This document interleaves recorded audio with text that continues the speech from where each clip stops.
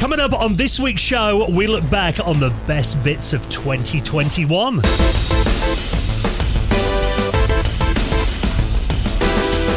The Retro Hour podcast is brought to you each week and has been all throughout 2021 by our good friends at Bitmap Books. Now, they've actually got some recent reprints that are now in stock on their website, including Game Boy, the box art collection, their incredible CRPG book, and Amiga, a visual compendium. We'll talk more about those soon, but you can check out their full range of retro gaming books on their website at bitmapbooks.co.uk.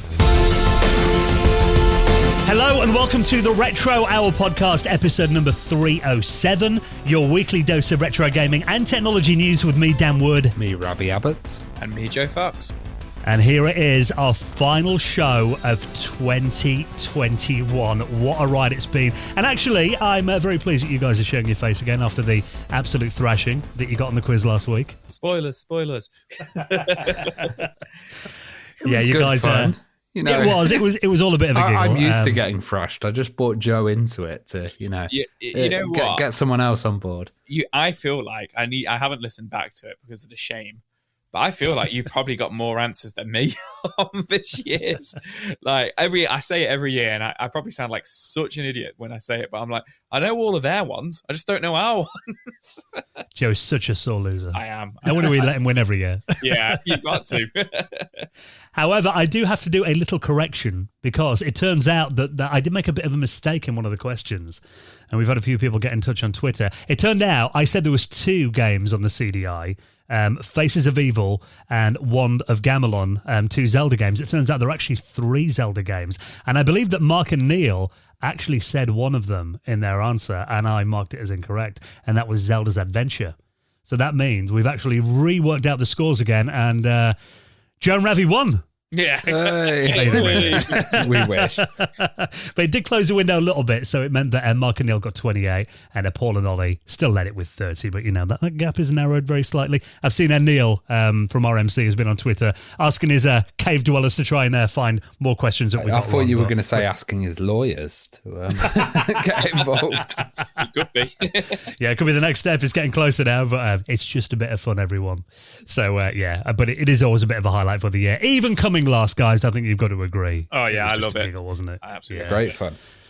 Now, this year, 2021, of course, it's been another weird year with the way that the world's been. Lockdowns around the world, COVID still dragging. It's been a bit better, though, hasn't it? It's been weird, but it's a bit better, a bit more bearable. That's what I'd say. Or we're just getting used to it now, but it's kind of the last 2 years. Weirdness, yeah, have merged into one for me.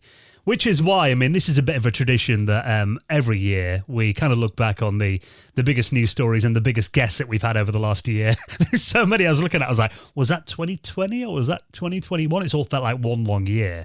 But there were, a lot of incredible things that have come out of this year. Of course, one of the main things was the Games Master reboot that I know we've talked about so much on the show. But all those 3 episodes are now available to watch on YouTube. And I think, just giving a quick overall verdict of it, as a couple of guys that watched Games Master back in the day, Ravi and I were very happy with the reboot. Joe, as a new viewer, you enjoyed it as well. Yeah, I thought it was good. I enjoyed it, yeah. Hopefully they'll actually extend it to more than 3 episodes, which would be nice. The reaction I've seen online, it does feel like everyone... I said this to a friend of mine. I said, if Games Master hadn't been taken off air back in the late 90s and it continued to this day, this is probably what it would have ended up like. Yeah, I am. From what I've seen of it and stuff like that, I would agree with that. I think what's quite funny is, we don't want to go too much into it. It's just like people are like, oh, it wasn't retro games, but back then it wasn't retro games. No. It were modern games for the time period. And I was probably one of those people who expected it to be retro, maybe, but I wasn't surprised when it wasn't. I don't know, but yeah, I definitely enjoyed it. Episode 2 and 3 out. I've only seen the first one. Oh yeah, they're all up in the air. You've got some catching up to do. And to be honest, you say it wasn't retro, but this year was absolutely mental for retro, like technology and developments. It was a crazy year where retro's pretty much blowing up again. Well, I think if there wasn't such a big buzz around retro, Games Master probably wouldn't have resurfaced. I think it's because of that interest that people have got in that era that probably is why it came back in the first place. We're talking about other things as well. Obviously, the Grand Theft Auto trilogy remake that we've talked about on the show over the last couple of weeks, that they are still patching to oblivion and trying to get it sorted out. So I wonder how many people are going to find that in their Christmas stocking this year. No. I've got a feeling I will. with a load of coal. Yeah. That should win the booby prize on the quiz. It could have been. Yeah. The Pi Storm, another big thing as well, that kind of made Amiga accelerators affordable for everyone. We talked about the Pi Storm. I did an entire video on that back in the summer as well. We've got a new Dizzy game, Wonderful Dizzy. We had the Oliver Twins on at the start of the year too. So, I mean, some incredible things have come out of 2021. And actually, we're going to be looking back on a few of the news stories and our favourite guests. Because, I mean, God, looking back, I don't know if you're the same. I know you are, Joe. I often forget who we've had on until I dig back into the back catalogue and I'm like, oh my God, yeah, it's been an incredible year for guests. It's been an absolutely incredible year, and I have literally had to sit back and re-listen to like 5 episodes over the last couple of days because I have completely forgot who we've had on just because my memory has become so terrible this year. So it's becoming a dad.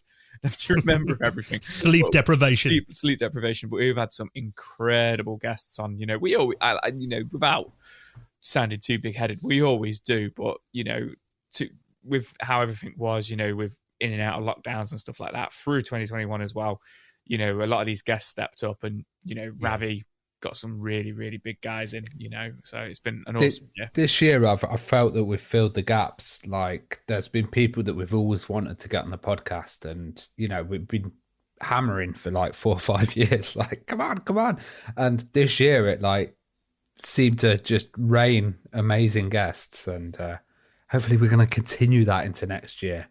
And yeah, you're right. In a way, the pandemic's kind of helped in some ways, because often we'd reach out to people and they'd be like, "Oh, I would do it, but I'm in Berlin doing a talk this weekend, then I'm at a gaming event in Paris a week after, and they didn't have time to sit down." Or they didn't have setups. They didn't have Zoom setups and microphones and video cameras at home. But now they've got all of that set up because they've been doing online meetings, so it's easy just to kind of pop in and do an interview, which we're really thankful for, because we've had some stunners on this show. Now, of course, there have been new console releases this year as well. Cast your mind back to January, when the first reviews started to come out after the Kickstarter backers got them in their hand. And I actually got hold of one of these and did a video on it back in the summer. And this is the Atari VCS console. Should we look back to that initial review back in January? Go for it. We did a Patrons Hangout actually the other day, and I think someone in the Patrons Hangout was a bit like, we're talking about the Atari VCS, the new version of it, and they were like, oh, that's vaporware. And then someone else was like, no, people have started to get them. So the new Atari VCS console, the new version of it that, kind of looks a bit like the classic wood grain console and keeps its name, has started to land into the hands of people who backed it on Indiegogo. Yeah, it seems rarer than the PS5, which I think is quite funny. And it's still not there for public purchase. They're saying summer 2021 for that. But yeah, it's like you say, it's landing on some people's doorsteps, but with no kind of like notification of it. It's just appearing, apparently. That they don't know it's coming. So people are reviewing it and getting their hands on it. And, I'm not a technical guy, but long story short, from what you guys have told me and what the Hangout guys have told me and stuff, it is pretty much exactly what we expected it to be when we've discussed it in the past. It's just kind of like a nice-ish pre-made computer with Atari Classics built in. Yeah, it's a nice review that they've done on Gaming Revolution, so they're looking at all of it. But you're right, it's like a kind of mythical beast. It just turns up. And I love that. You're waiting for your Morrison's delivery. And the doorbell rings and all of a sudden you're like, oh. There's a VCS. I remember ordering that. But I still want my ice creams. Well, this review's really interesting. It's saying, there's a lot of problems which we fully expected. And I'm saying there's a lot of stuff to do with connectivity issues, actually. So even the controllers for the VCS are having problems with connectivity. The Wi-Fi is dropping out as well. So they're preferring to use the Ethernet port. Mm-hmm. I mean, that could just be this guy's individual unit. We don't know that. Oh, yeah. He could have tons of interference in his house. Who knows? But also they're saying it comes pre-installed with the Atari suite. That's the kind of only software, so there's no real killer apps. They do say that they are going to be bringing exclusive titles to the Atari store. But another thing that I found really interesting is they were talking about how it was, you could boot multiple OSs on there. But it actually turns out that the BIOS is locked. So you can boot multiple OSs, but you have to do it off like a USB stick, or you have to do it in a way that you're kind of defeating the BIOS. I think it's password locked. So yeah, I think it's secure boot, isn't it? And that kind of limits the amount of operating systems you can run. I think they've got to kind of be built for it. And like Windows can and Ubuntu kind of thing, but yeah, a lot won't be able to.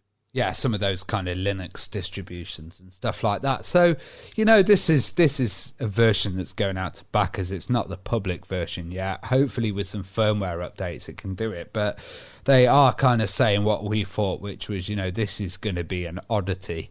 And there's a bit of a scathing statement at the end where he says, I don't even think it's going to be as popular as the Ouya, which is a bit of a killer statement there.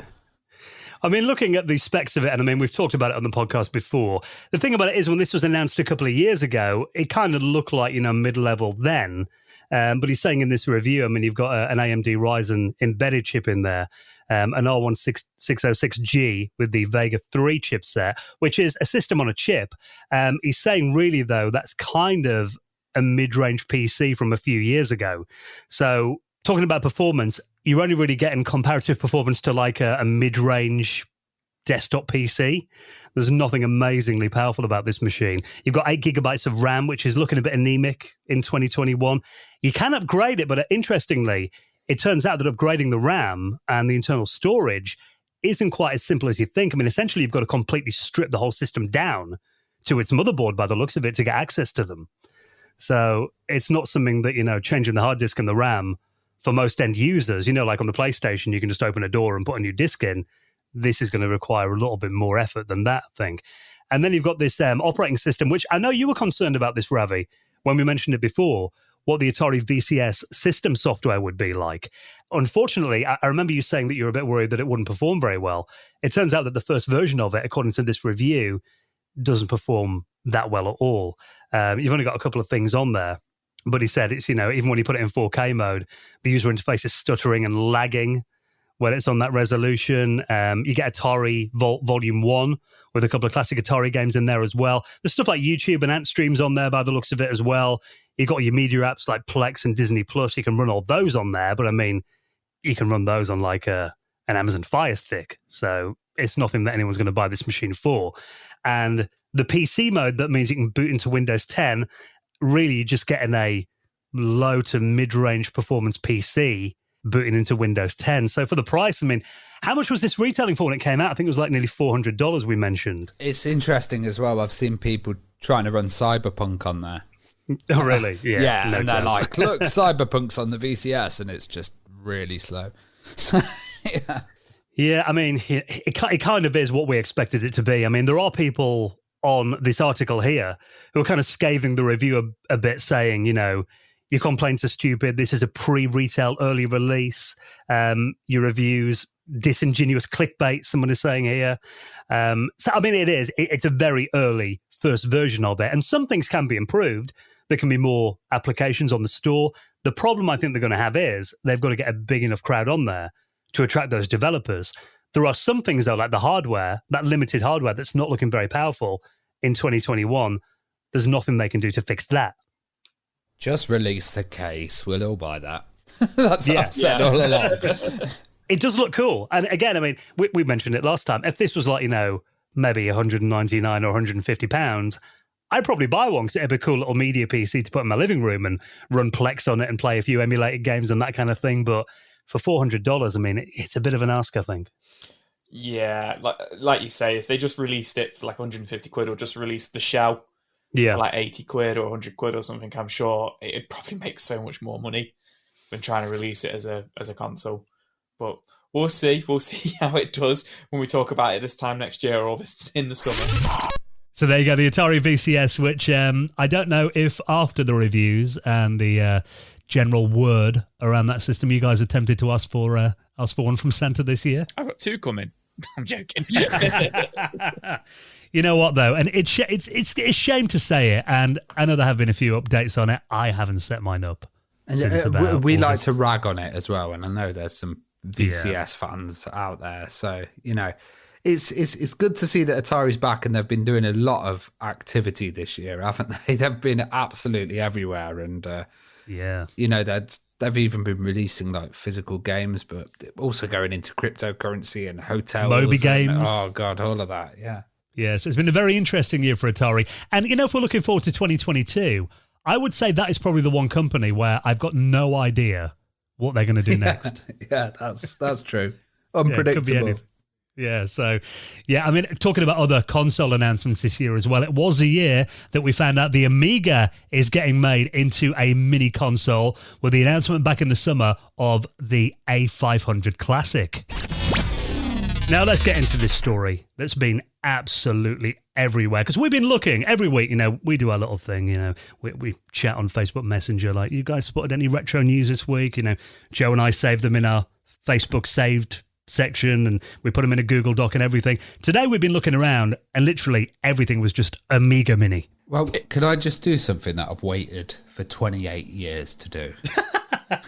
You built this up now. This better be good. Amiga is back, baby. All right, that was worth the wait. It never went, Ravi. You guys have been keeping it alive.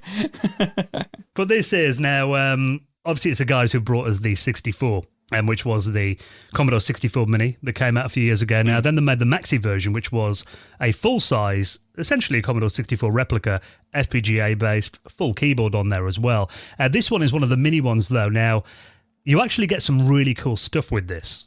And also, it's kind of taken 28 years to get to this point, because nothing commercially has kind of been released from the Amiga, because there's been legal battles and stuff. So this is the closest thing to anything official you're going to get. But you know what? This is a mini console, and I don't really think it's aimed at me and Dan, who already have Amigas coming out of our ears. It's aimed at someone like Joe, who is a brand new user, and you were actually looking at getting a CD32, weren't you? So what do you think of this machine, and what appeals about it and what doesn't?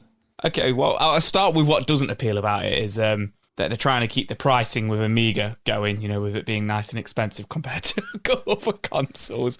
I think it's quite a lot for a mini console that's coming out at £120. Which, if you try and get an Amiga 500, though, some of them go for about 300 quid boxed, good condition now. I do get that, but if you want to use that same argument with like the Sega Mega Drive Mini, which was like 60 quid at release, and at the time you could get a Mega Drive for like 30 quid. But I get it, you get all the games with it, and what I do like about it, which is one of the reasons I've always been kind of put off old school computers and stuff, is it's going to be a plug and play. You're not going to have to piss about. As Ravi just said, changing all the hardware on it, pissing about with cards and stuff like that. It is just going to be, I'm assuming, plug it in and you go ahead and you play it. You plug it into your TV.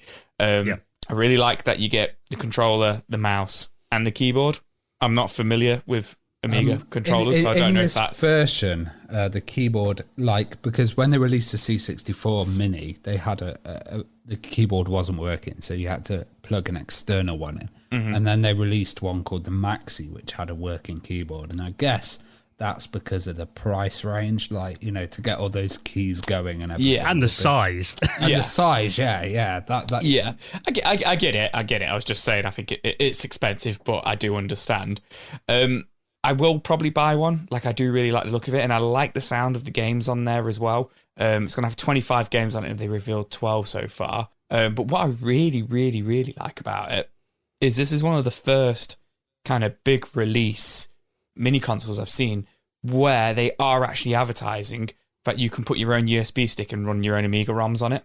Yeah, and also firmware updates. So for hackability, you don't see that. I mean, you can do it with the PlayStation Mini and stuff, but that's not something that they were openly saying they can do. Whereas this seems to be pretty open. Stick USB stick in and play some other Amiga ROMs on there.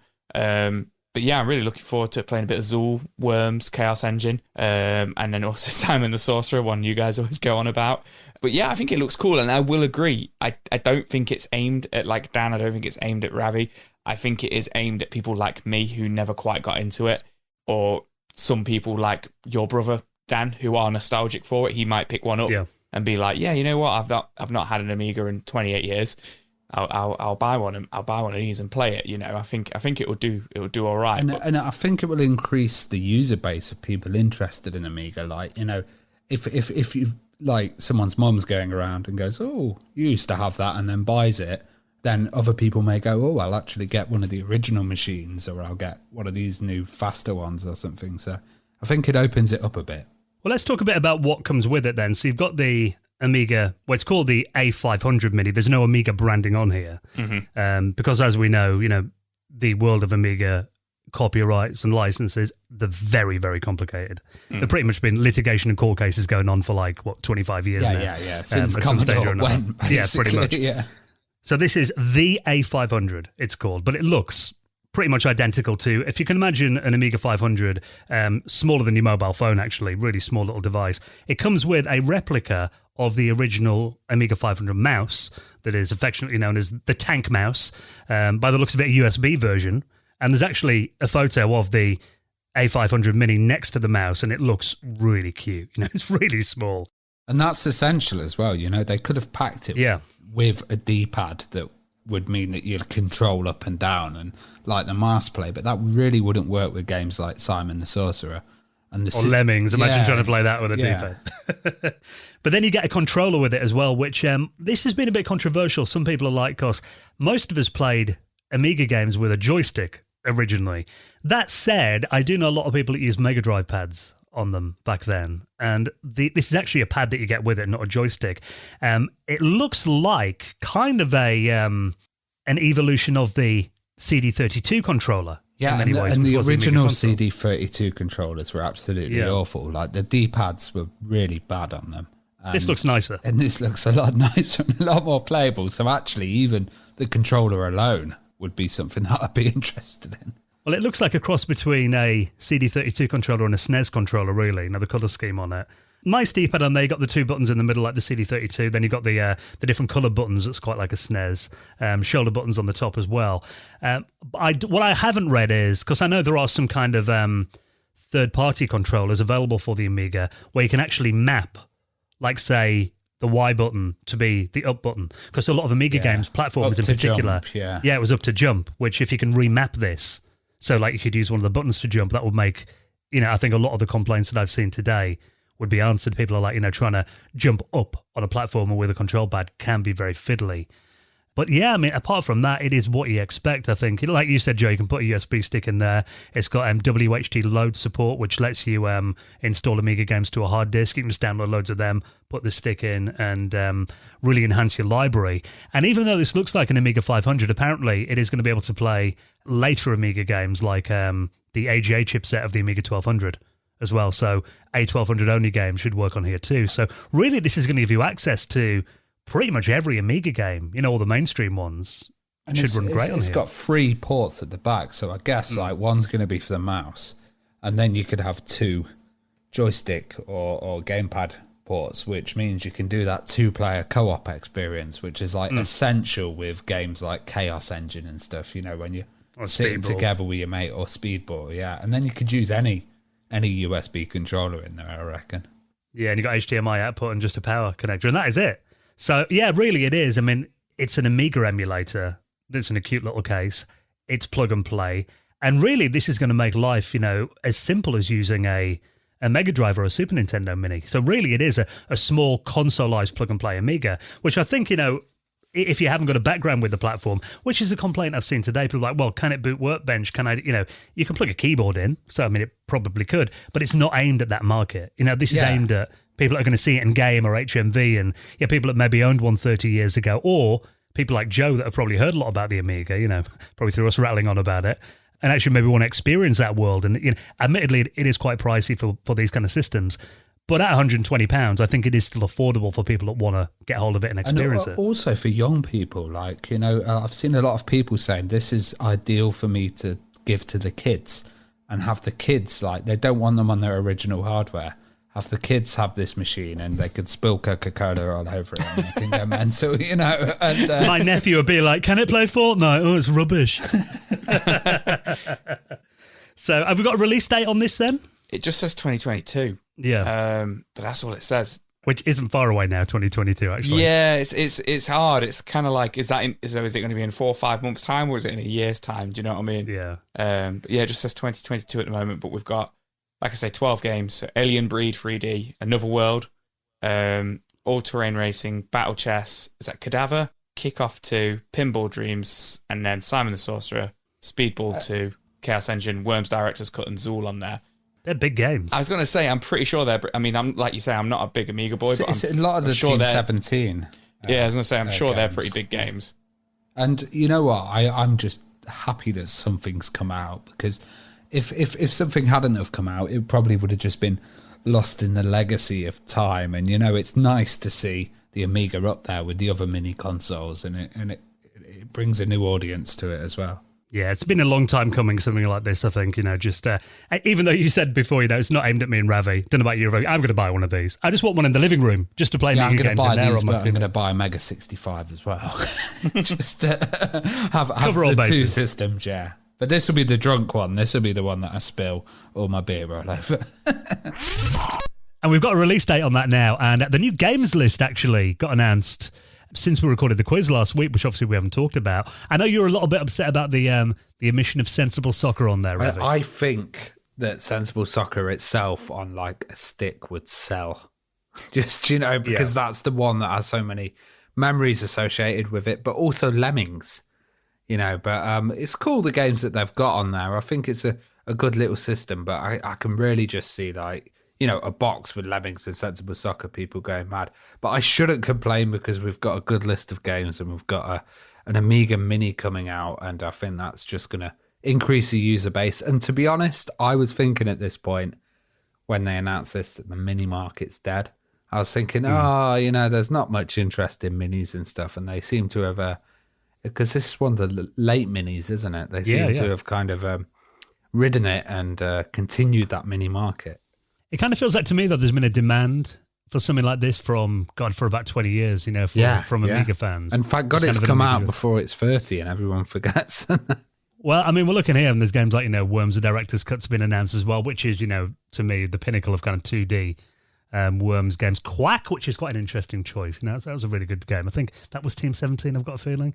Stuff like Zool on there as well. Arcade Pool, another great Team 17 game. Alien Breed 3D's on there as well. Chaos Engine, which is good. Yeah. Which we've got a release date on that now. It's going to be coming out the March 25th, 2022, so only a few months to wait. Unfortunately, didn't make it for the Christmas market, but hopefully our bank balances have all kind of been recharged a bit after Christmas by then. Well, that's been another part of 2021, which has been chip shortages and general shortages everywhere to get stuff out. And I've got a feeling this is going to be a gateway drug to get Joe into the Amiga. I'm excited to I'm going to be grabbing see one. what you make. It's got Simon the Sorcerer on it for your Simon wife, the Sorcerer Joe, for my wife. For it to play through and then tell me how good it was, and then I could pretend I played it. No, I'm joking. I will be playing it. Didn't your wife play Simon the Sorcerer as a kid and you didn't know? Yeah, literally. I had absolutely no idea, but when we were talking about it on the show in August, I kind of came downstairs after we recorded, and I was like, oh yeah, I spoke about the Amiga Mini today. And she was like, oh, Simon the Sorcerer. And I was like, what? She was like, Simon the Sorcerer on the Amiga. I was like, what? How do you know about that? And she was just like, when I used to play it on my Amiga. And I was like, what do you mean on your Amiga? Like, it just blew my mind. It turned out her mum and dad had an Amiga. They had like Worms, Simon the Sorcerer, Worms again, Zool on it, and I was just like, we've been together 15 years and I never knew this. Like, it never come up in any sort of conversation ever. Her whole family know that I do the podcast, and that I'm passionate about gaming. No, never thought to mention it ever in 15 years. So yeah, she wants one, which is, one of the first times she's ever actually proactively said spend some money on a mini console. So looking forward to that. I reckon we kick Joe off the podcast and get her on. Yeah, maybe. It's probably a good idea. And of course, we finally got a good video game movie this year. I know you and I absolutely love this, Joe. I know you thought it was all right, Ravi. This is Mortal Kombat when it came out back in the summer. Yeah, I thought it was all right, yeah. And here's a moment when we first got the trailer and analysed it on the show back in the early part of this year. What do you think, Joe? Well, I've got quite a few thoughts about it, and we're not the retro 3 hours, so I'll try and keep it short. And I know Ravi's got a few things he wants to say about it, but I think it looks good. I like the look of it. I like the visual style. I I love that, they've got all these characters in. I think they've got like 10 or 11, 12 characters in there. They've not overdone it with like 30 of them, and they've not underdone it with like concentrating on like 2 or 3 of them. It looks like from the trailer, Sub-Zero is a bad guy and Scorpion's a good guy, which I'm sure is the other way around in the games. I could be wrong. It could be wrong. And Kano's a good guy in this. Is Kano a good guy? I don't know. Yeah. I thought he was Apparently a bad guy from the trailer. But oh, right, interesting. But what I thought was really interesting is, and kind of annoying until I looked into it a little bit more, they've introduced a new character called Cole Young, played by Lewis Tan, who seems to be the main character. Now, I'm pretty familiar with Mortal Kombat. I've played them all. I don't remember anybody called Cole Young in the games. So I was a little bit, for God's sake, they're not like they've done with Resident Evil films and introduced their own character and all this kind of stuff, I don't care about him. I want to know about, Liu Kang and Jax and Sub-Zero, who are all in the films, all big characters in the films, but the main character seems to be this Cole Young. However, I'm not going to spoil it. I don't know how true it is or anything, but if you go out there on the internet, he is somebody from Mortal Kombat. He is somebody. So, if you want to check that out, it's on the internet. It's been leaked. The script's been leaked and stuff like that. So it's kind of cool where they're going with it from what I've read. But Ravi, you weren't as keen on it as me and Dan, were you? No, I'm not that into modern action movies, and like looking at this trailer, there's some good points, like Shogun Assassin, which I count as one of the biggest influencers. Halfway through, there's a section. I'm not sure which enemy it is. I'm not up to date on Mortal Kombat, but this is a total tribute to Shogun Assassin. Like the point where he has a blade that goes into the wall and then goes down with the blood. That's like one of the famous scenes in Shogun Assassin, which was one of those, it was actually banned back in the days, and it was a direct influence. So I think that's quite good, but it's just the actors, like the way that they're speaking, they just seem so bad.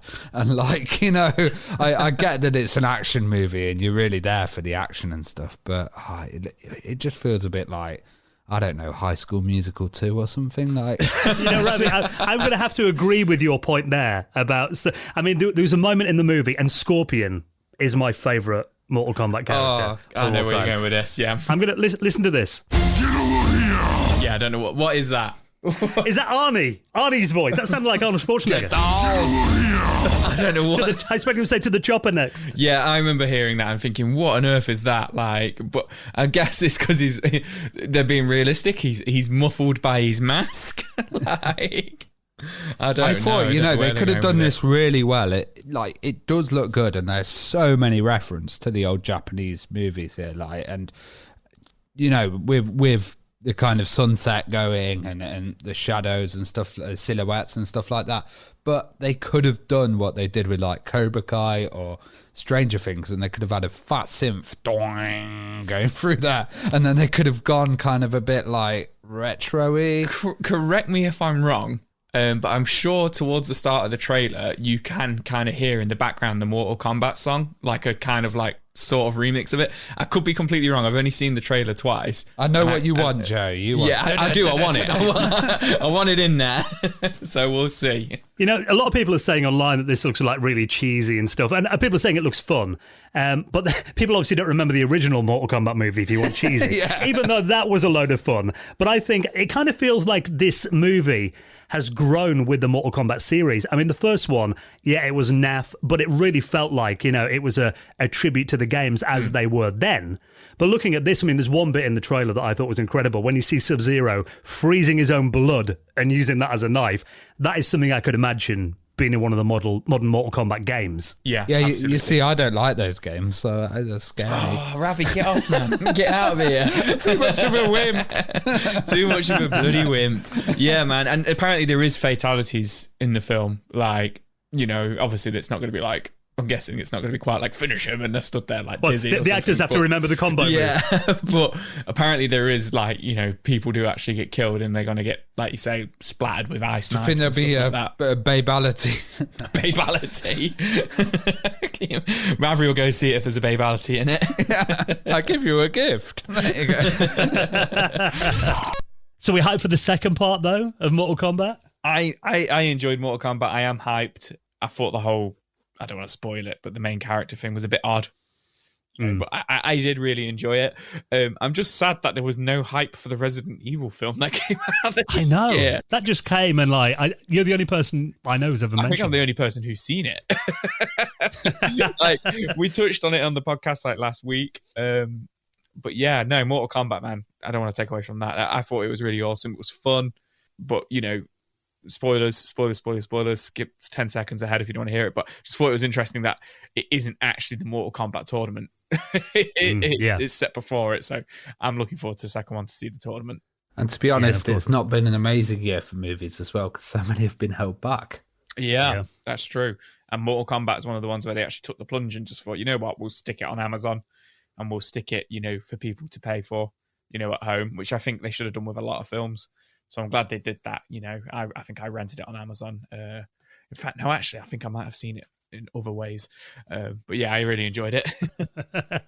And next year, of course, more video game movies coming up. We've got the new Mario movie, Sonic 2, which we talked about on the podcast a couple of weeks ago. So a lot more to look forward to in the next 12 months.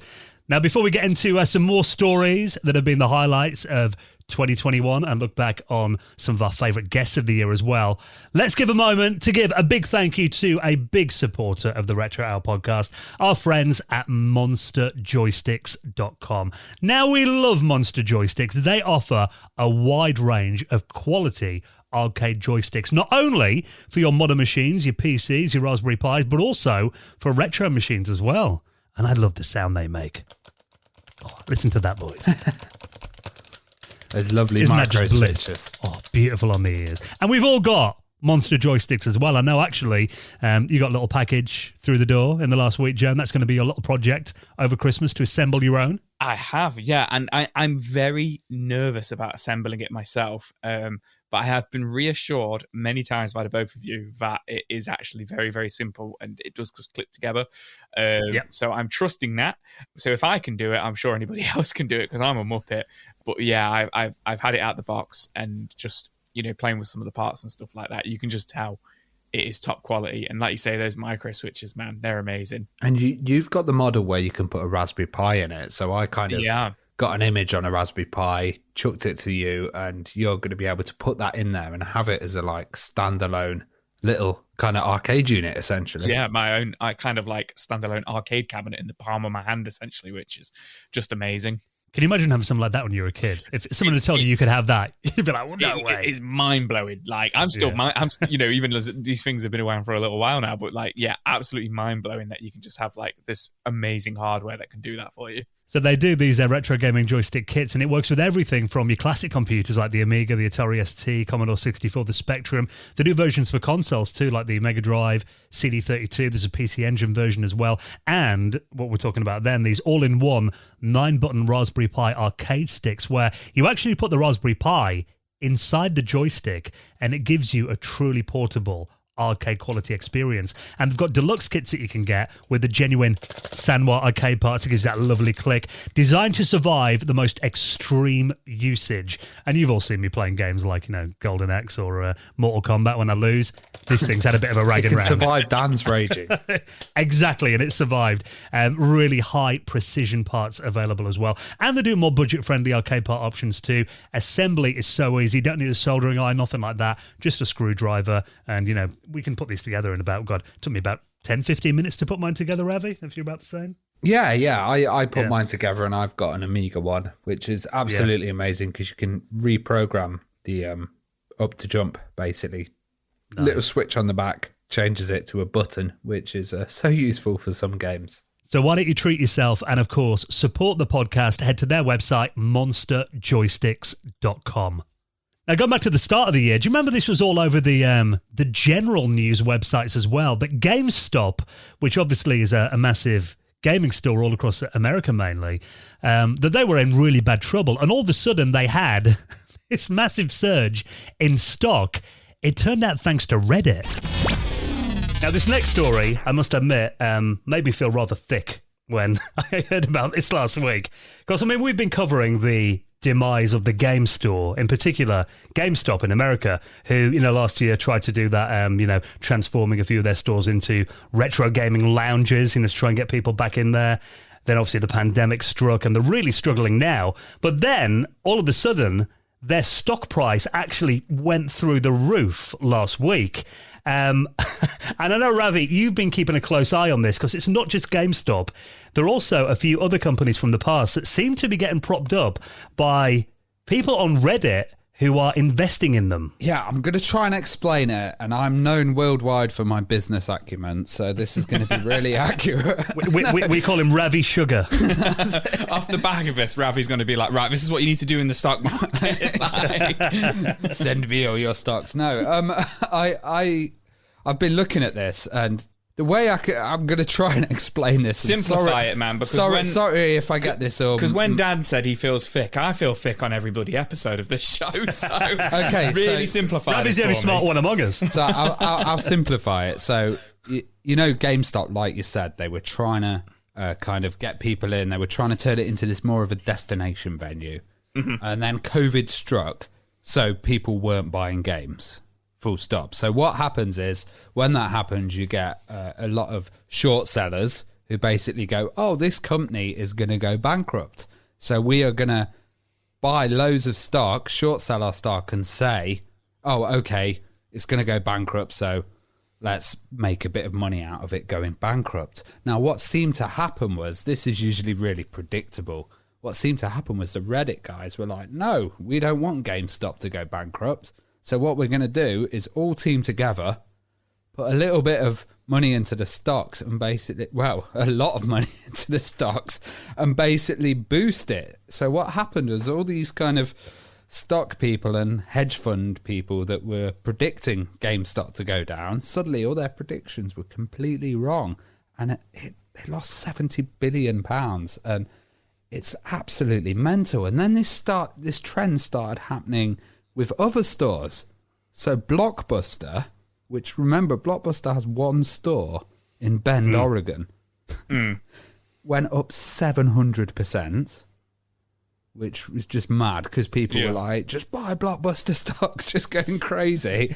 And then Nokia as well. So I think, like, obviously this is a whole financial thing, but the interesting thing is the choice of companies here. And I think this is like, you know, people are saying, oh, these companies don't have value anymore. And this is kind of Reddit and the internet saying, actually, they do have a bit of a value.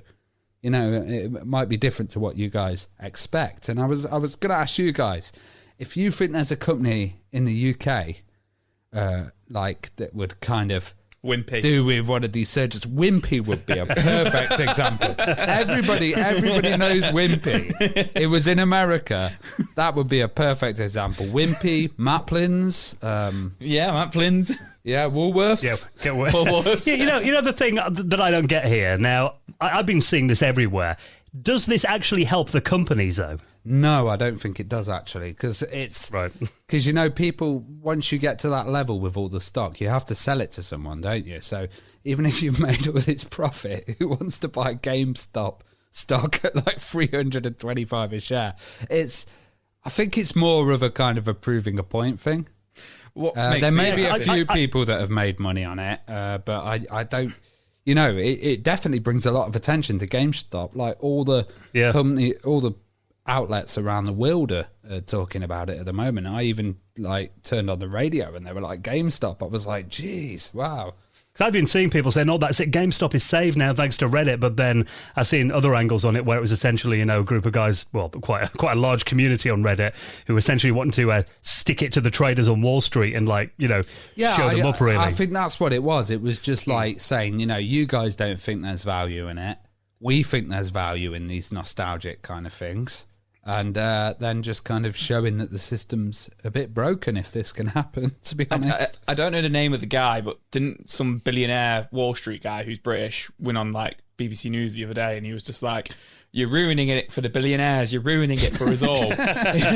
He was just like, "You're just sat at home on your benefits while hardworking people like me are losing their money." And you just I think initially they went out and they did that with the companies, but then there's been a lot of stuff where like the app that they were using to buy the stock suddenly stopped letting them buy them. Is it Robin Hood or something? Trying to protect the investors rather than the public, and that's what really enraged people. But I think the main thing main point for the Retro Hour is these are nostalgic companies, and people are kind of bringing attention to them, which is pretty mad. And we're recording this on Saturday the 31st, and this is moving really fast, guys. Sunday the 31st of January. This is moving really fast. 2021. Yeah. So by the time this comes out, it could be completely different, and who knows which companies could come back. We should start some Retro Hour stock, shouldn't we? I just had this vision of, like, you know, the CEO of GameStop, like, waking up last Monday morning and be like, what the hell? Looking at his phone, it's gone up, like, you know, 2,000% overnight or something. Commodore, where are you, man? Commodore, come on. I think there is actually, isn't there a Commodore that make mobile phones or something somewhere in Europe? Because you know, Magnavox or something could go huge. Who knows? Well, the power of the internet. So, yeah, like you said, definitely an interesting story, something we haven't seen before. So we'll keep an eye on that developing story. That was so bizarre, that story, wasn't it? It was weird. Like in these crazy times, you know, people are going for like crypto and stocks and all of this kind of stuff. And I'd say like there was a huge surge in Reddit, but in GameStop stock, but actually it's gone back down again now by the time we're reporting this. So if you were in that surge, I hope you sold when it was high. Yeah, it essentially turned out to be a massive trolling, didn't it, of GameStop, really, I guess. Yeah, it was kind of gaming it. It was like a video game in itself. Very bizarre. Something else that came out, I mean, obviously the Giga Leak has been the gift that's kept on giving all throughout the year, but obviously we've got a massive PlayStation leak as well that we talked about back in the summer, where 747 prototype games, many of which are playable, were actually released. Yeah, we've actually, we're a bit PlayStation heavy on this episode, aren't we, Ravi? But it is all relevant. That's the way it falls sometimes, isn't it? It's funny. So this is the first story about PlayStation. So this is massive. This is one of the biggest leaks I can think of, you know, recently. It's probably as big as the Nintendo leak. We've mentioned these guys before. What are they called? Is it Hidden Palace? Yeah, that's it. Yeah, Hidden Palace have released this. This is a massive leak of 747 prototype games leaked from the PlayStation 2. So this is like all the different versions of like games that came out, essentially, or games that never came out. It's a complete mismatch of all different, like, you know, different translations of games and stuff like that. But essentially, this is from one guy's collection who spent the last couple of years kind of, you know, buying and getting a hold of from, like, you know, ex-PlayStation developers and stuff, all the prototypes and stuff. Well, I've got some details here. So it's called Project Deluge. It's got its own kind of name. And a lot of these titles are like prototype versions of games that are out there, retail versions. But, you know, they're the prototypes. So they may have levels in there that weren't in there. Later on, they may have assets that have been removed or changed. So I think this is going to be really interesting once fans get through this and kind of break down what's in these games. It's going to, you know, bring up some new information and maybe cool little facts and stuff. You know, all the fact hunters on YouTube will be really excited about this one. Yeah. Looking at it, you're right. It was actually from the old Q&A department. So they were backups, and it was one person, you're right, who single-handedly took possession of these and kind of copied every single one. Now, they had a huge amount of data, so they asked friend of the show, Jason Scott from the Internet Archive, to take a look at it. And this data was just full of retail versions as well. You know, the prototypes were kind of hidden in it. They were hidden with within, a load of weren't stuff. they? Yeah. So they ended up creating a program that would look for the codes on it and the metadata, and then actually remove all the retail versions and create this absolutely crazy list. It brings it to a total of 860 gigabytes of data. But what gets me is they're saying this 747 games is only a part of it. It's not all of them. That's just what they've released so far. Apparently there's even more out there, like thousands or more for them. Yeah, there might be half-built ones that haven't been, you know, found with this tool. Like, this tool's just kind of scraped it, and then manually you might be able to find some more. It's a mad archive. There's a huge list here that I sent you earlier. This is the thing, like you were saying, you know, the game Alias, you know, that's definitely Dan's favourite game, but the game Alias, there's like 20 versions of it on there. because it's like the different builds of the game, which is crazy. So how many PlayStation 2 games was there? It was a good couple of thousand. If you got to think there might be like 10 versions, 10 prototypes of like Final Fantasy X-2, you know, for people to go through. So yeah, like I'm expecting them to probably keep releasing like hundreds and hundreds more of these. And there's like also, it looks like there's a lot of preview versions in there. So there's like versions that went out to the press. Yeah. Review copies. And, the E3 versions as well of like Crash Bandicoot and stuff like that. It's mad. It's amazing to see. And, you know, what a momentous effort and kind of contacting this one person and then that one person preserving it all. Fantastic. He's just there like, yeah, I've got like 1,000 gigabytes of PlayStation 2 Just games. imagine how much it cost in CDs. Oh, burning that. God. Oh, God. It is cool, though, because, I mean, obviously the PlayStation 2, the biggest selling console in history. And, you know, when you get a glimpse into all these different versions of the games, because you always saw it in magazines or, you know, around that era, you'd read it on websites as well, kind of looks at new games that were coming out, and then often they'd be released and they'd be totally different. And I remember a lot of times looking at games and thinking, oh, you know, it looked much better in the preview. So it's going to be interesting. Even just, you know, you're talking games like, you know, Spyro and Crash Bandicoot, kind of seeing how they changed over time and what those early ideas were for these titles. I think, you know, that's fascinating, isn't it? Oh yeah, it's amazing. And like, you know, was it CDs or was it DVD on the PlayStation? Like, this shows my lack of knowledge, you know. Yeah, it was maybe both. they were. I think some of them would be, they'd have the black, you know, like the PS1 on one side, you know, on the reverse, and then some of them were DVD, weren't they? Yeah, like blue, weren't they? Yeah. But I think after the first couple of years, they were all DVD, weren't they? Imagine also, like, you know, they're talking about some of the big localization ports as well and stuff. Maybe there might be translations that haven't been on other versions of games that they could then implement later on. Like, they might be able to take some of these features and do, you know, ROM hack style fan build kind of new versions of these titles. And at the time recording this, I mean, there's kind of been no backlash from Sony over this, no takedowns or anything as far as we can see, which, you know, obviously when it happens to Nintendo, normally by the time we talked about it, it's gone. Download as quickly as possible, guys, all this data. You know, again, we can't really endorse these kind of hacks and leaks and stuff, but it is all so interesting, isn't it, looking at these for the first time? Know, it's kind of been coming out in like little chunks, this news has, because they've had to basically go through this whole leak and find these games. It's really interesting as well that there's some Saturn and CDI stuff done and PS2 games, also Xbox and Dreamcast ones. So, you know, this is the kind of gift that keeps giving. Now, in just a moment, we're going to look back on some of our favourite guests that we've had on the Retro Hour throughout 2021. But now that we've reached the end of another year, we just want to take a moment to give a big thank you to the people who've actually helped us out on our journey and helped us get through another year of doing this podcast. Because seriously, without our patrons, we wouldn't have made it this far. No, absolutely. And you are right there. Without the Patreon, the show literally wouldn't have carried on. We didn't know what we were going to do about a year and a half ago. The fans have done it for us. We've managed to carry on, and it's been absolutely amazing. And, you know, we like to give a little something back. We don't just take the money. We do the after hours, the extra show, which we have just done, which was all about Christmas, which was really, really fun. And we also do our monthly hangouts, which we just did last Sunday, which was the Christmas party, which was really fun, wasn't it? Everyone was wearing naff Christmas jumpers. Yeah. We all had a bit of a drink. Yeah. And, you know what I love about that is, and, you know, we've said it over the last couple of months, that it really feels now like almost like a virtual users group. Yeah, 100%. Everybody comes on and we all help each other. We all talk about, we all learn something. You know, we all spend a bit of money as well because we're all talking about the things that we've picked up. But yeah, it's just awesome, like going through people's collections and just finding out what everybody's been up to, like over the last couple of weeks and stuff like that. But that's not the only thing you get for being a Patreon. We also do ad-free episodes. Dan works away and tries to get the episode out sometimes about 3 days early, usually a day or two early.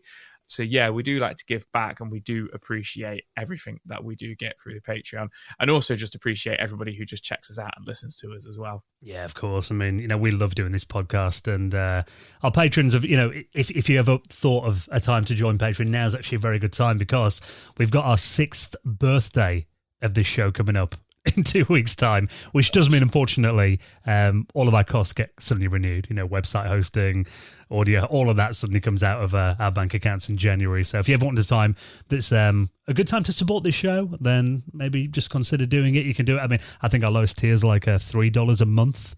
Yeah, which is like about 70, 80p an episode for ad-free, which is amazing. We really appreciate any help we get with this. And, of course, we continue to put all of our heart and soul and efforts into doing this. And hopefully you'll continue enjoying this show all throughout 2022 as well.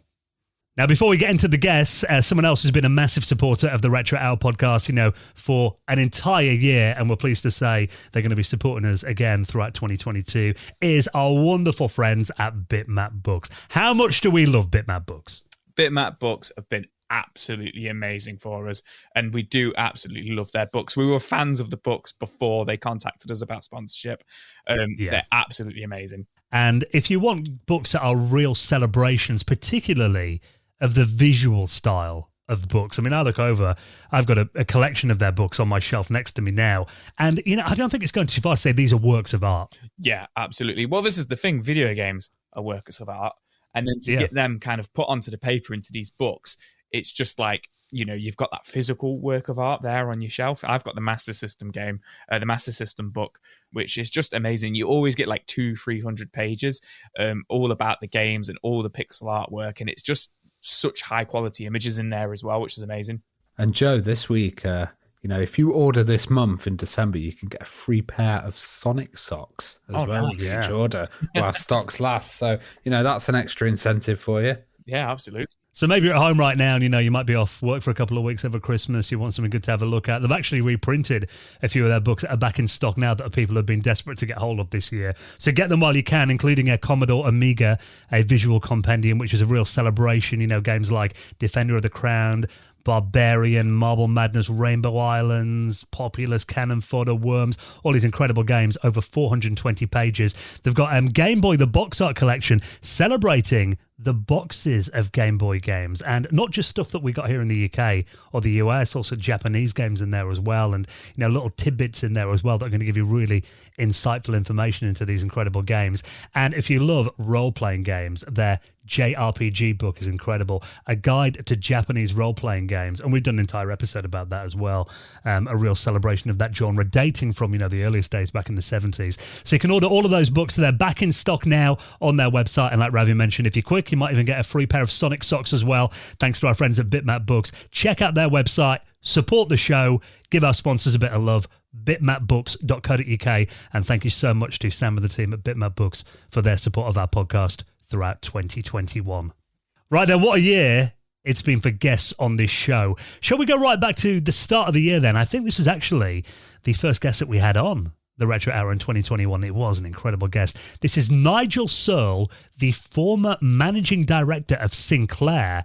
Of course, this year, tragically, we lost Sir Clive Sinclair, and he was definitely a genius. But actually, we talked to Nigel a bit, worked very closely with him back in the 80s about how working with Clive was, a real roller coaster, and how he was a bit of a misguided genius in many ways. And then, of course, when game software started getting written for the ZX81, that expanded the market enormously. And that was something that Clive really wasn't interested in. He didn't want to be in the games business.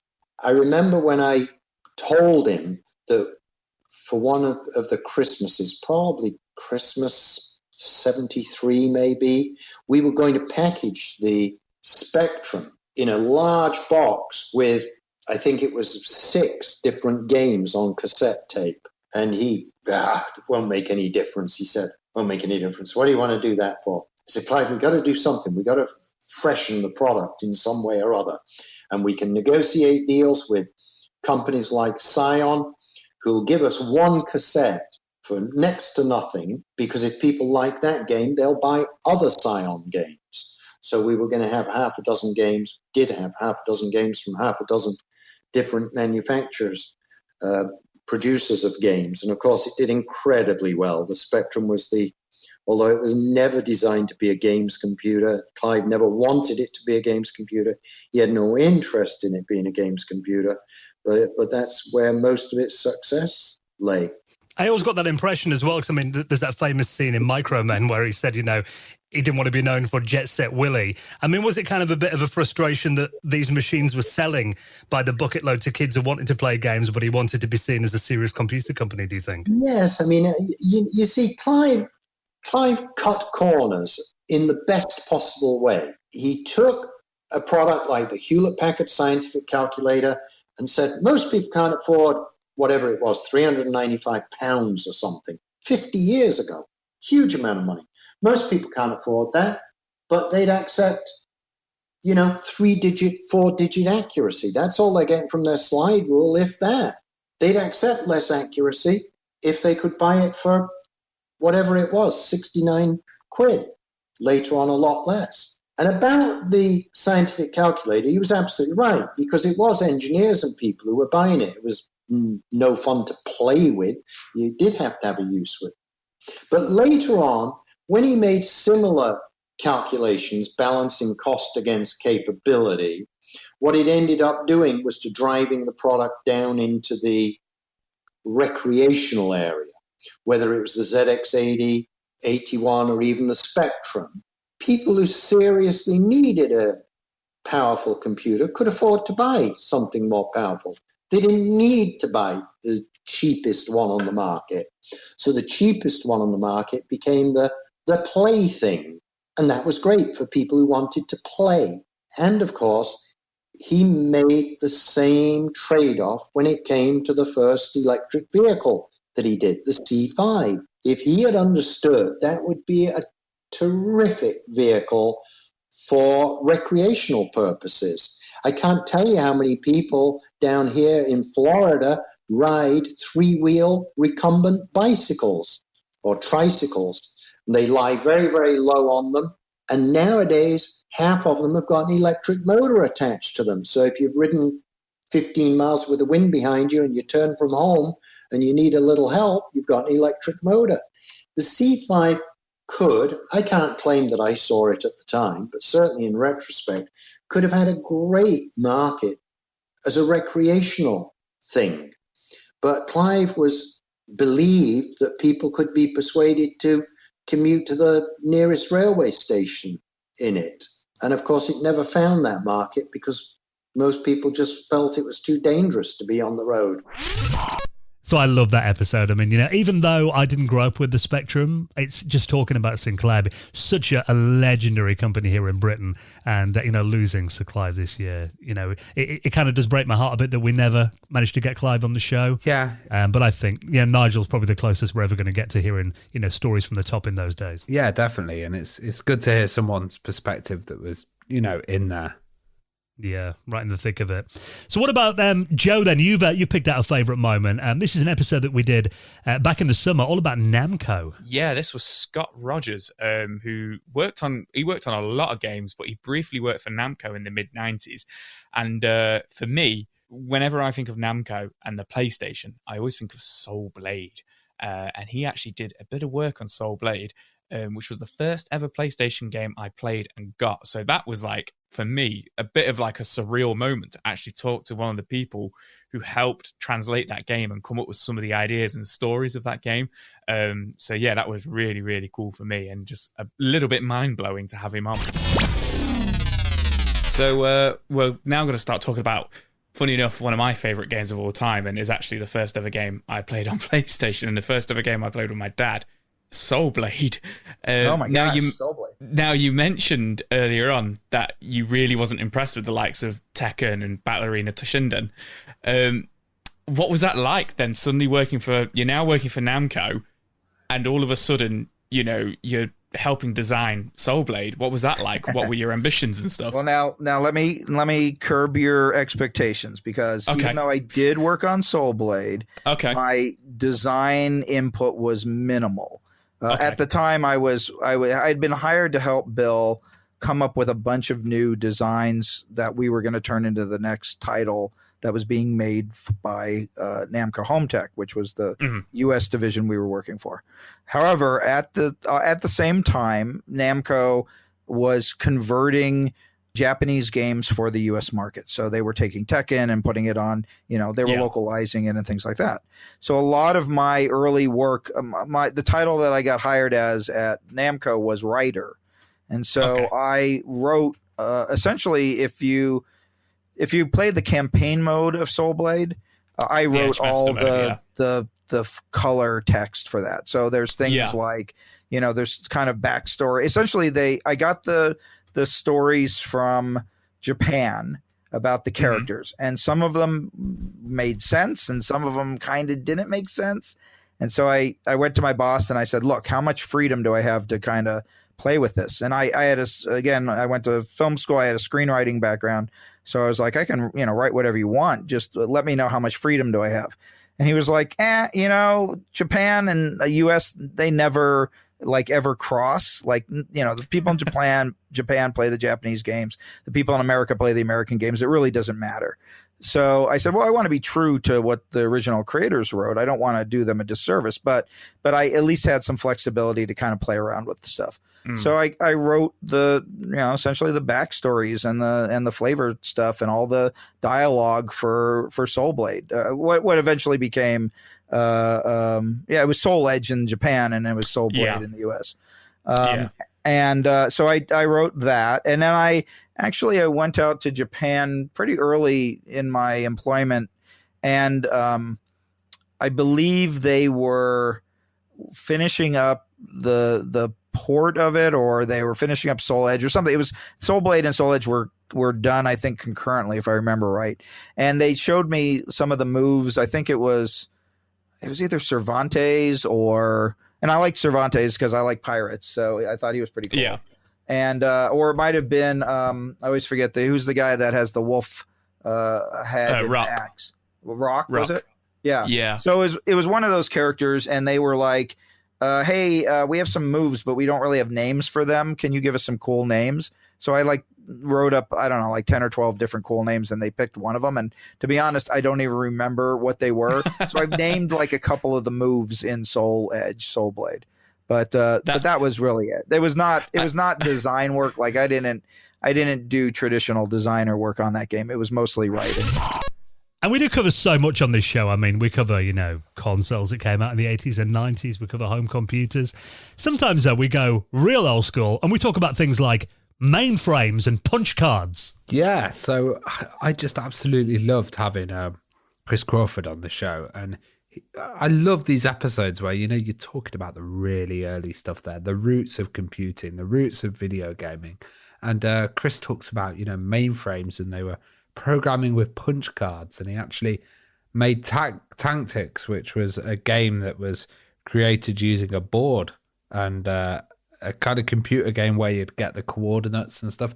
It's a really interesting interview, and to hear all about how hard it was to actually get time on those machines, and how you had to come in the evening or nighttime to kind of get access to these computers, because people would actually provide you access, and you'd actually have to go there and book slots. It's really interesting to hear about that stuff. So here's Chris.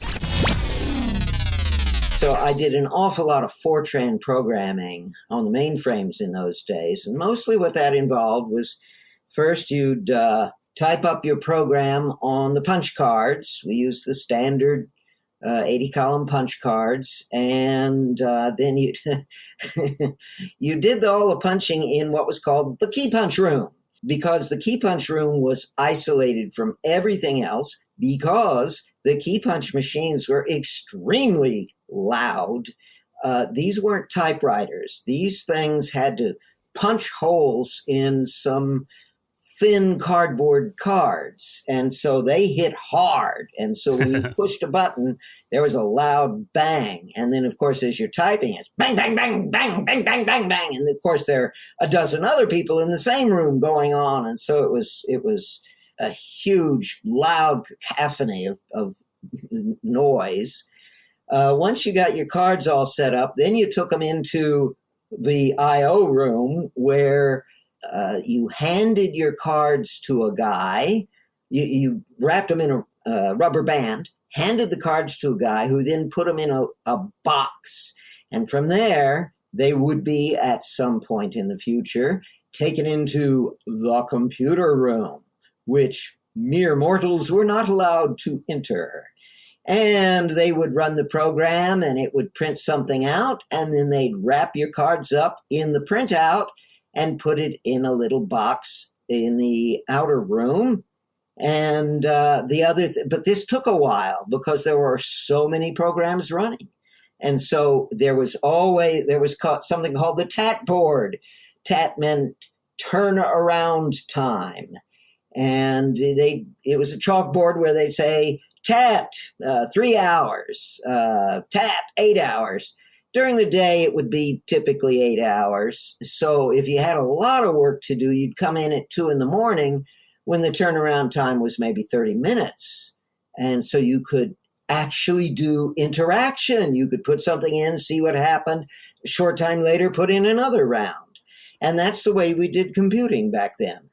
Well, you mentioned that your dad was in the Air Force. Like back then, was it kind of military and educational, scientific people that had access to computers and not the general public?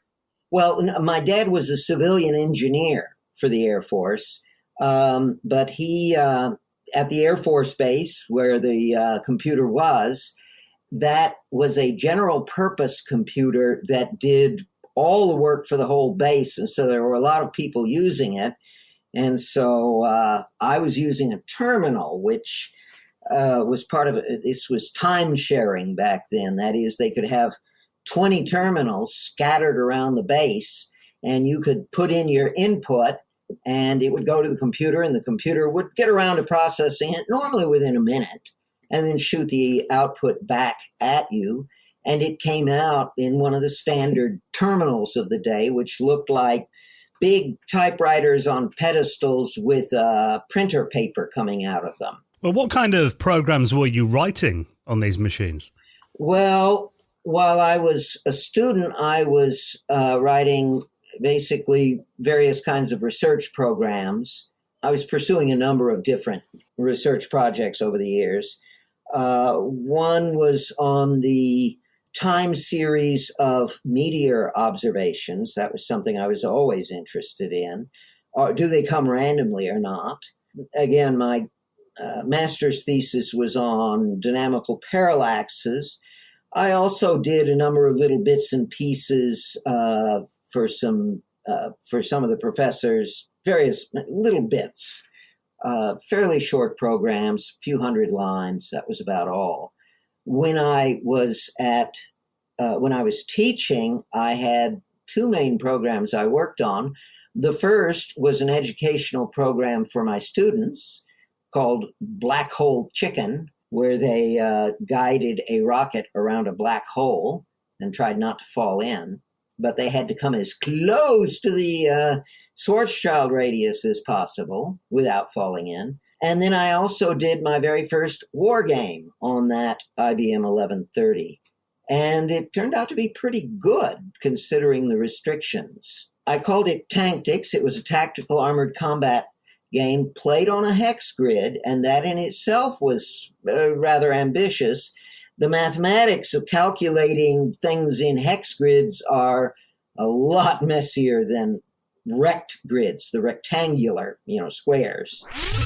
Yeah, and of course, if you want to check out the full episodes, I will link them up in our show notes. I love that chat with Chris as well. Someone else who we've had on the podcast a couple of times now and is always incredible value because, we talked about Games Master before. It was a guy who fronted Games Master, the original series back in the day. Dominic Diamond, who back in the summer came on for a second chat with us after the in-depth interview that we did with him last year, talking about the new book that hopefully we're going to get in our hands next summer. I believe the Kickstarter is now saying it's going to be May next year.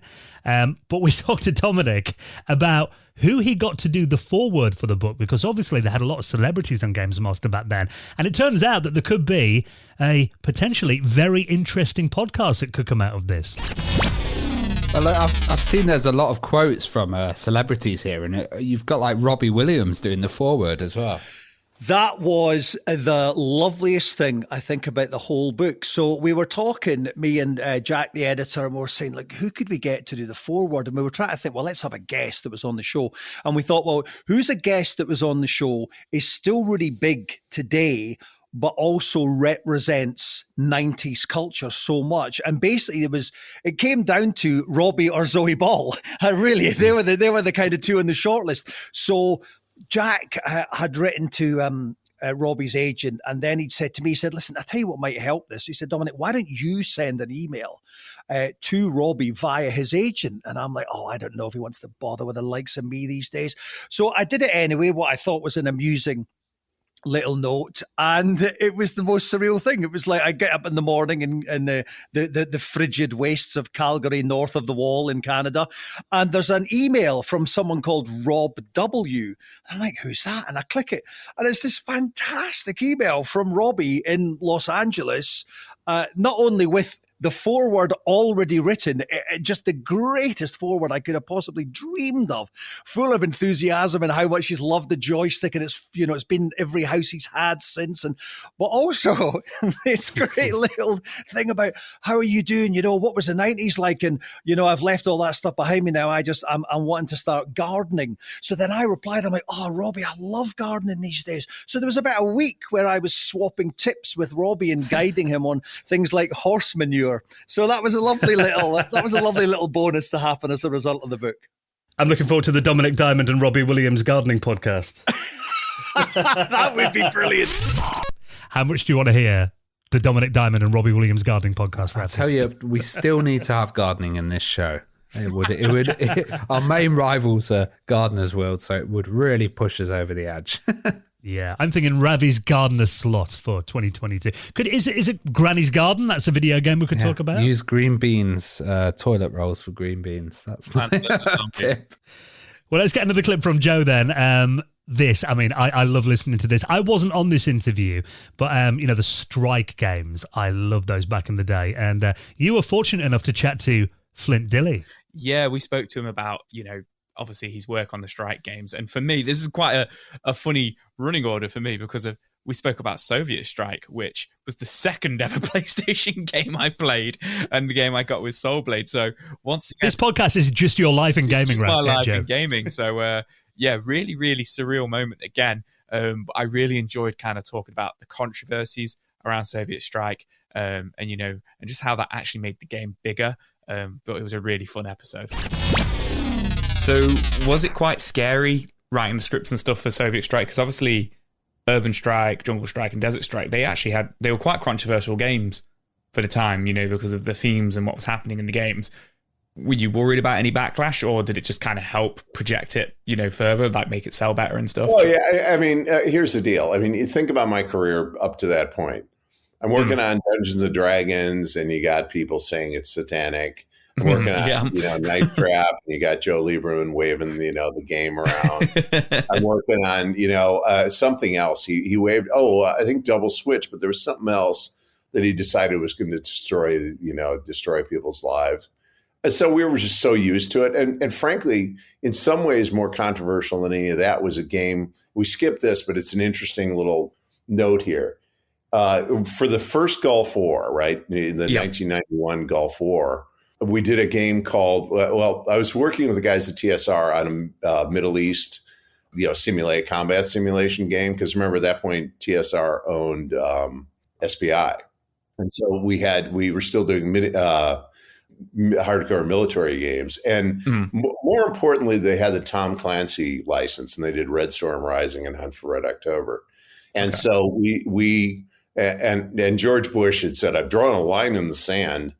And he actually set a date where if Saddam Hussein didn't get out of Kuwait, we were going to start bombing. So we knew we had to ship the game by the deadline, right? Yeah. And so we changed the Middle East simulation game into a Gulf War simulation game, and we're play testing it and realized, well, if you're the Americans, you don't. There's no reason to ever go into Iraq until you've just blown these guys into submission. And, because we had all the real live, Jane's military stats and everything else. I mean, we had a pretty good idea. We didn't know about F-117s and really all the capability. We didn't know about JDAMs and the real capabilities of Tomahawks, but we had a pretty good idea what, total air superiority would mean.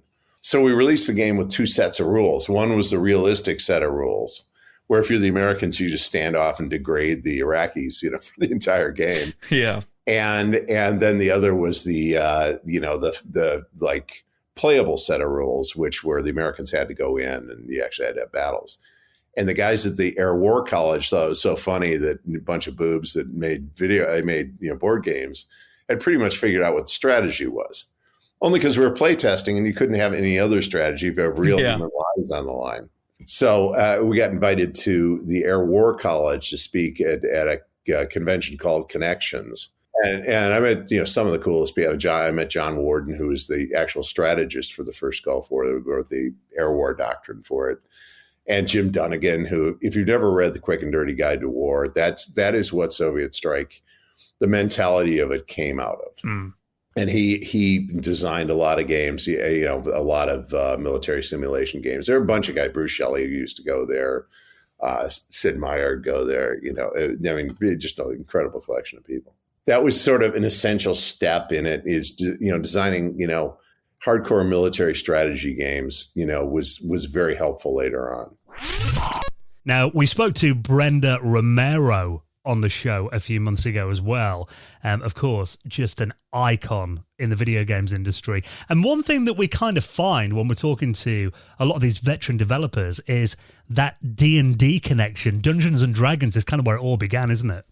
Yeah, and like Brenda started out working for Certec when she was like 15 and learning wizardry and doing support with that. And D&D is a huge foundation of kind of gaming, and it got a lot of people in the industry. So it's a really fascinating interview with her to, kind of hear how she went into that games design role. Things eventually right themselves in that situation, but during this moping phase, my mother decides, look, if she's going to be exiled at home and sort of mope around, maybe the best thing to do is just to get her something. So somehow she managed to get this VIC-20, and that was a huge part of it. And then D&D comes along, and to me that changed everything, because I already had an overactive imagination, and suddenly this gave me a rule set for that overactive imagination. So I could build anything. In fact, I didn't need to go outside, and I going outside is absolutely fine, and I probably still didn't need to go outside, but I just loved it, absolutely loved it. And I would say, like, I know D&D was critical to even my husband's career. Like, Quake was a character in D&D. The name of id Software, the I and the D in that, originally come from the name of their D&D group, which was In Demand. Yeah, so D&D is just, I mean, it's kind of like the parchment on which this industry is written. 100%. We've had so many guests that talk about D&D and how instantly they transferred into the industry. Yeah, it's even when we're looking to, still to this day, when we're looking to hire game designers, I have a bit of a question. If somebody, well, yeah, no, I've never played D&D. How have you never played D&D? Because I consider it to be, to me, it's a foundational text of the game industry. It's just necessary. It's a foundational text. It's critical. Well, when you joined Certec, you were using the VIC-20 before. Did you start using Apple II machines, and you learned Pascal, I understand? I did. So I started using Apple II machines, and that was one of the great benefits of joining Certec. I mean, there I had access to technology that there's zero chance we could have ever afforded. And they didn't have a problem with me, even though my hours initially were from 4 to 8. I would come in I'd come in as soon as I could get out of school, and I would stay as late as my mother would let me stay. And I had the benefit of working around some great people like Robert Woodhead, who was obviously one of the co-creators of Wizardry, or Arthur Brito for Rescue Raiders. I worked, I can't say right next to. There were I worked in the same office. There were several places that were all in part of the Ogdensburg Mall where Surtech was located. How big was Surtech? Like, what was the atmosphere like back then as well? So when I first started the company, no, I didn't. When I first started at the company, I'd say there were probably 20 people, maybe. The development was even Robert Woodhead was there, Arthur Brito was there. So there was some development happening at the time. There was marketing, PR, accounting, in the executives and founders of the company, and then production. My job was pre-internet, pre-FAQ. So I was the FAQ, and people would, can you imagine being 15 and getting a job like this? I just had to memorize the games. And when people called and asked questions, I would tell them what the answers to those questions were. And I still, to this day, those questions and answers are so deeply embedded in my head. I can still, if people ask me questions about Wizardry, I can still answer them as if I were on the call. But there, I find out that Wizardry, I now BASIC, I feel like I've done everything I can do in BASIC. Many programmers, especially back then, realize that they can only do so much with BASIC, especially because BASIC is slow. So I wanted to know what the next thing was that I needed to do. And I knew that Wizardry was written in USD C Pascal. And so that, to me, seemed to be the next thing I needed to learn. And so I begged, begged the high school where I was at to please offer a course in Pascal. So that was the next programming language for me. And then when I went to college, I took assembly language. But coding was, for me, I ended up on the design side, which I regret. In fact, I can say, well, wait a minute, let me correct that. I don't regret being a designer. I love being a designer. I regret letting go the code. Yeah, such an interesting lady. So definitely worth checking out that full episode with Brenda Romero if you've not heard it already. Now, we spoke to someone who I used to watch when I was a kid. I remember a series of documentaries that were shown over here on Channel 4 back in the mid-90s called The Triumph of the Nerds. And this was by a guy called Robert Cringely, who is a historian all about the computer industry. And you may know that a couple of years ago, there was that lost Steve Jobs interview that was actually released. That it turns out at the time, we got so many insights into that kind of early part of Silicon Valley from Robert, who was there covering it all at the time. But I love this chat that he had with us all about kind of what it was like, working with these pioneers, many of which can be quite difficult, guys like Bill Gates and Steve Jobs. And I think none of them more difficult, it turned out, than Jobs himself. Again, back to your Steve Jobs interview. I thought that was really interesting because, that was a unique moment, I thought, because you had Steve, who at the time, he was observing Apple as an outsider at that stage, wasn't he? Do you think that kind of made that interview quite unique compared to other ones that we've seen? Well, I think a bunch of things made it unique. But yeah, it was 1995. Next was in decline, but still running. We shot it at Next headquarters. And he hadn't gone back to Apple, and he couldn't even imagine going back to Apple. So he was ruthlessly honest at the time about both companies. He didn't particularly want to talk about Next because he was already dismissing the effort. So it was an interesting time. We were very lucky to catch him as we did. But when he came back to Apple, when he got a board seat out of it and he saw Gil Amelio, I knew, and I believe I wrote at the time, that there was no way that Steve was going to allow Gil to run things, because Gil, while a perfectly reasonable manager, was hardly a visionary. And he was flailing so, and the company was flailing so, that Steve just, stepped up and took it over. And that didn't surprise me in the least. Yeah, just from watching that as well, I did kind of notice, I don't know if you kind of got the same vibe as well, that Steve at that time in 95, he seemed quite bitter about Microsoft's success as well. I mean, imagine Windows 95, the big launch was happening around then. Did you kind of get that vibe off him, that he was a bit bitter of Bill Gates' success? I'll tell you a funny story. I was in 98, I pitched an article to Vanity Fair magazine. I was going to do a story about the relationship between Steve Jobs and Bill Gates. And part of it was going to be how they viewed each other. And Graydon Carter, who was the editor of Vanity Fair, thought, that's great, let's do it. And so I contacted Steve and said, doing this story for Vanity Fair, I'm going to talk, I'll talk to you, I'll talk to Bill, and, I'll talk to a few other people, and we'll get a great story out of it. Let's do it. And at the time, 98, Apple needed publicity. This was a good thing. And Steve immediately called Graydon Carter up on the phone to make sure it was correct and to try to somehow get control of it. And Graydon stood up to him, which was good. And so Steve got back to me and he said, I'll do it, but you have to get Bill first. And so I had to then take the project to Bill and get him to sit down for an hour with me and to talk about Steve Jobs. The thing about getting an interview with Bill Gates is that it can be difficult, but it always happens. It's just procedures and dates and date books and schedules. And, eventually if you put in the legwork, it'll happen. So it took me about 8 weeks to get an interview with Bill. And so I went up to Seattle and I did the interview with Bill, and it was fun. It was great. He was thrilled to be talking about Steve. And so we just talked about Steve.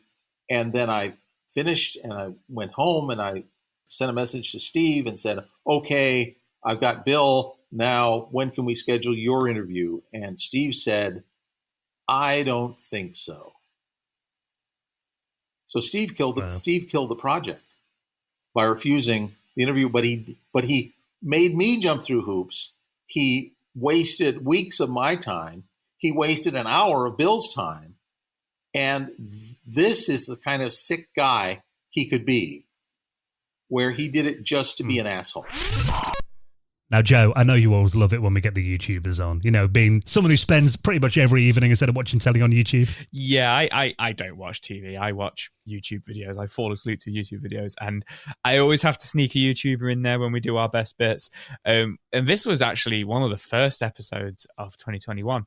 We had Norm, the gaming historian, on, who is actually one of my favorite YouTubers of all time. He's probably maybe in my top 3 channels. And I just loved having him on and talking to him obviously as close to getting to meeting him as possible and just kind of realizing he's a real person. For me, these YouTubers are like celebrities, so it was really fun. And the part I picked, which I really loved, that he even made an episode about this, and then that we spoke about it, but we spoke about the facts that he got wrong. And I just really enjoyed how humble he was, and how open and stuff he was about it. So yeah, here we go. I had gotten a message from somebody who pointed out an error in a previous video, and I went back and looked at it, and I was like, I can't believe I got that wrong. I can't believe I made that error. And I had just seen from previous experience other people that when somebody points out an error, and like you said, you can't be wrong on YouTube. And I guess I wanted to change the perspective that, yes, we are not robots. I am a human being and I am prone to errors, especially when it comes to history. New stuff comes out all the time with history, and it's very common for historians to make errors. So I guess I just wanted to let people know that I'm human and I do make mistakes. And I guess I wanted to poke fun at myself a little as well. So that's why I made that video. It was fun looking back at my early videos and just seeing the production quality and what I was doing. And did you miss your long hair? Yeah, exactly. I always love it when Joe fangirls everything. Oh yeah, I always do. Yeah, Norm was incredible. Definitely worth a listen back to that episode. Like you said, the fact not many people go back and actually admit they're wrong. So it was very brave of him to do that, I think. Now, this year, we've had some amazing guests on, and one thing that I think the more that we do this show as the years go by, we're coming up to 6 years now that we've been doing this, I think we're often reminded how important it is to capture these stories for future generations, because we've had a lot of people on the show now who are sadly no longer with us. And someone who we only had on a couple of months ago, who we found out a week later had unfortunately passed away, was Rob Rinnard. Yeah, I absolutely loved Motocross Madness when I was a kid, and I thought it was a real pioneering game when graphics cards just came in and the kind of Pentium chips, and it really pushed the limits. And Rob came on, and it's still quite shocking that he passed away so quickly since doing the episode. This is probably his last interview out there. Yeah. And he talks in this about LAN parties, how much fun they were, and how Bill Gates reacted to seeing the game. Another aspect of it that was really huge and good fun back then were LAN games. Did you ever have any big Motocross Madness LAN parties? Because it got out of control. We started doing Friday nights, so we could do eight players at a time in MCM. And Friday nights, folks started from around Phoenix, started showing up at the studio. And we'd race until 10 a.m. or noon on Saturday. I mean, there was a lot of smoking and drinking and playing going on for many, many hours. We'd get 2 or 3 groups of 8 people racing at once.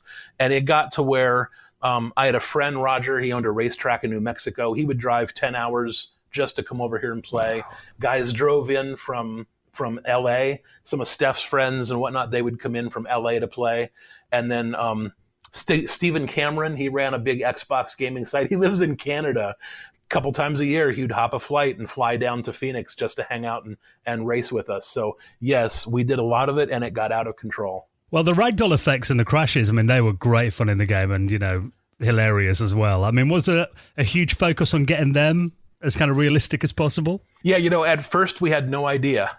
We were focused on make the bike fun to drive, make a fun racing game, well-designed racetracks. But then all of a sudden, when we would crash, we found ourselves laughing hysterically when it was a particularly violent crash. So that just woke us up, and we watch kids play, and some of them, they would just crash the bike over and over and over. So yeah, that refocused our attention, and we spent a lot more time creating different presets of animation, so that we had like an over the handlebars animation, and over the left side, over the right side, we call it high siding, and then the come down straight too hard and just bottom out the suspension and go flying.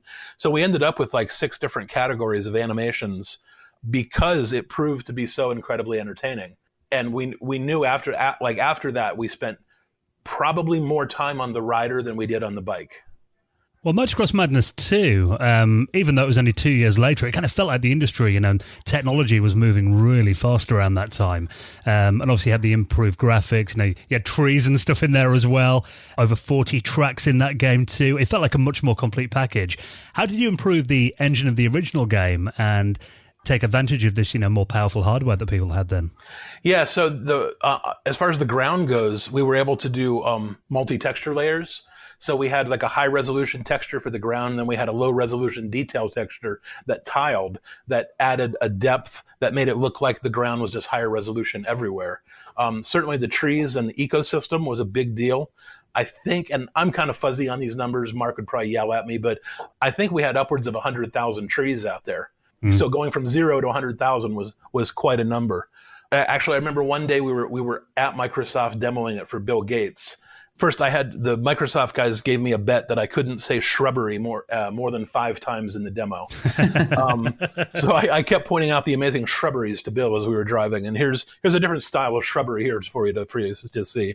And then we were running a debug build, and in the debug build, the camera collision against the ground was shut off so that the artists could take the camera down below the ground and look up at things, because sometimes it helped you see errors that were hard to see from above the ground. And we're riding along, and Bill doesn't say a lot in the demos. He's just looking for something to nitpick. So we're driving along, and I like driving with the camera down real low, and I clipped the side of a hill, and it just for a split second, it went under the ground. He goes, "What was that?" And I go, "Oh, And I saw the Microsoft team just freak out. They were utterly terrified that Bill was going to light them up for something. Yeah, and I stopped. I go, oh, actually, check this out. This is kind of cool. So I stopped and I put the camera completely under the ground and flew it around. And I'm like, well, from under the ground. So it would, when you're under the ground, the terrain shuts off because the normals all just face up. You can get a good idea of the density of all of our shrubbery that we have down here from below the ground. And then the Microsoft guys are back there laughing, and Bill's like, oh, that's cool. This is completely amazing. And they're like, yeah, thanks. And put the camera back up and took off. But there was 1 second there that they thought that, oh no, this is the end of our career because Bill's about to drop the hammer on us. Yeah, so it's incredible that we were able to record Rob's story before he sadly passed away. And of course, our thoughts are with his friends and family. Yeah, rest in peace, Rob. Yeah, really difficult time, but we're pleased that we were able to share that with you all. Now, we did pass a landmark this year, episode 300 of this podcast that we recorded on Halloween, actually. And it was the first episode of this show that we actually did live, wasn't it, to our patrons? Yeah, that was really good fun. I can't believe we've hit that mark as well. We hit that mark and we didn't blow up Dan's studio with the 8 cameras and 5 computers. It was hot in there though, wasn't it? Yeah, but it was amazing to do it. Yeah, we were joined by Clint from LGR, Kim Justice, Dimitris from Modern Vintage Gamer. One of my favourite episodes of this podcast that we've ever done. It was just, a real honest chat about all things retro gaming and retro technology. And I love this moment in there where we got their opinions. Obviously, these are content creators who cover this stuff all the time, and we thought we'd get their thoughts on what the future of retro is going to be. Remakes and remasters, I think, is the way forward. Really, I mean, I worked on Quake. We've got other games at Night Dive that we're working on that we're bringing back. I mean, I think a lot of studios, a lot of publishers are really big on remakes now. Whether the remake is better than the original is kind of irrelevant, but I think a lot of publishers are seeing the value of remaking. I mean, Dead Space was announced for a remake. I think really that's kind of the way forward with the next kind of generation or two of video games. I think there's a lot of value there for that kind of stuff. What do you think, Ken?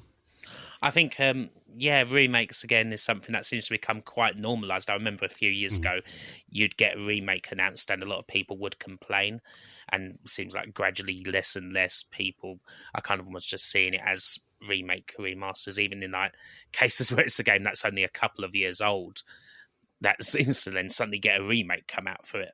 I think as far as the future goes, I mean, certainly it seems like all of this is going to be digital for a start. I mean, the physical media just seems to be not long for this world, especially when it comes to new games. And even for older games, whether it's the prices going up to ridiculous levels, being pushed up through rather illicit means, or the general degradation of physical media goes in general, you're going to see more and more retro people turn into things like the Mister and Raspberry Pis and so forth to get an authentic experience, which I think in some ways it's not necessarily bad at all, because I mean that opens anything that kind of that opens it up more to people is something I'm here for. I mean, if we were still just relying on physical media for our old games as opposed to everything else, and the prices going up as it is, it become a much more insular hobby and it would just die out in the end. And you're getting discless systems coming out and stuff, and they're often the cheaper option, so more people might be getting them. Discs and physicality seem to be a bit of a luxury. That's like swearing to our ears. I know. Sorry, I was literally thinking, I can't imagine Clint's too happy about that, with where things are going. Yeah, the weird thing is, I bought one of those discless systems with the PS4. Wow.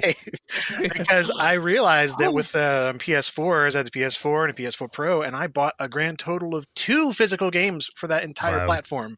But I had over 100 digitally, just because it was getting easier at that point when I finally got an internet connection that wasn't throttled and had caps and all these things. So it made more sense at that point. Just because I don't play consoles very much at all. I play stuff mostly on PC, and everything on PC is pretty much digital. It's been that way for such a long time that I was already getting used to it. And so by the time the PS5 came around, I'm like, well, fine, this one's available, and I purchased it, and it's been okay. And if, for these kind of systems anyway, it doesn't really seem like having the physical copy makes much more of a difference to preservation anyway, because all these servers are going to go down, or some other thing is going to break, or they're just going to re-release it or redo it in some other form, or hopefully eventually it'll all be able to be emulated and imitated and simulated on some, like, that's my dream, is that retro just goes to a completely platform agnostic thing where we're just running code on some other device. We don't have to rely on old things at all. That would be great. I mean, which seems a little absurd considering how much of what I do relies on the old hardware and software. But I know that that's... You're breaking my heart with your realism. Physically, oh my god!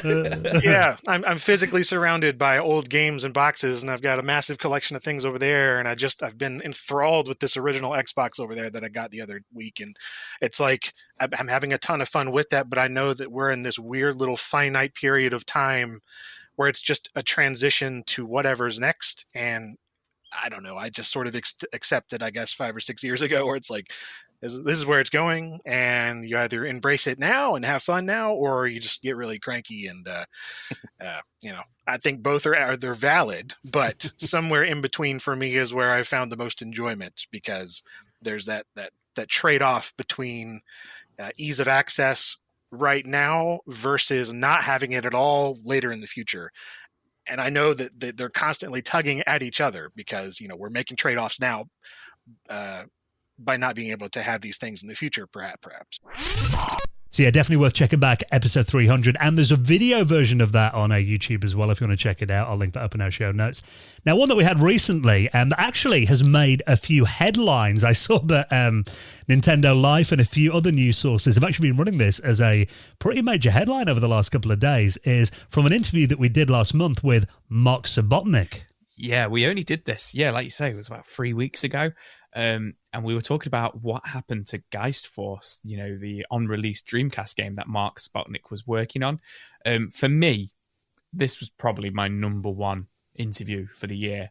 It was an emotional roller coaster when he told this story. And, my heart sank. I also got goosebumps. And I loved how honest he was. And he literally said, you know what? It's been 20 years. Let's just talk about it. So yeah, this is Mark Sputnik's story on what happened to Geist Force. So this is a sad story, and I'm gonna tell the truth. And if it comes back to bite me for telling the truth here, so be it. Because there's no love lost in how this actually went down. The team was doing decently well. We had started to really discover fun. We were challenges on getting the cutscenes done. We had pulled in a third-party company, and some of that we were hitting some bumps in the road on, but otherwise we were doing all right. We had shown at TGS, and people were relatively excited about the progress of the game, and it looked amazing, and people were quite excited about how it looked. And to be honest, for a launch title, that's really what you want, right? Something that you put in and go, okay, that's why I got a next-gen system. Nice if it plays well too. But job one was making sure it looked pretty. So it did. Naka came to visit with his team to tour our studio, look at our tools and engine, which we had a lot of proprietary, really phenomenal tech going. I would say still to this day, some stuff that I haven't seen replicated quite at the level we had. And he didn't realize that the white people on my team, a lot of them spoke fluent Japanese, including my lead engineer. And started speaking in Japanese, assuming that no one would understand, started talking about what parts of our tech they were going to take for Sonic US, and then basically said, as soon as they ship, fire everyone but one of the engineers who knows their system, and roll him onto our team for Sonic. And my team heard all that. So you can imagine how they felt. Yeah.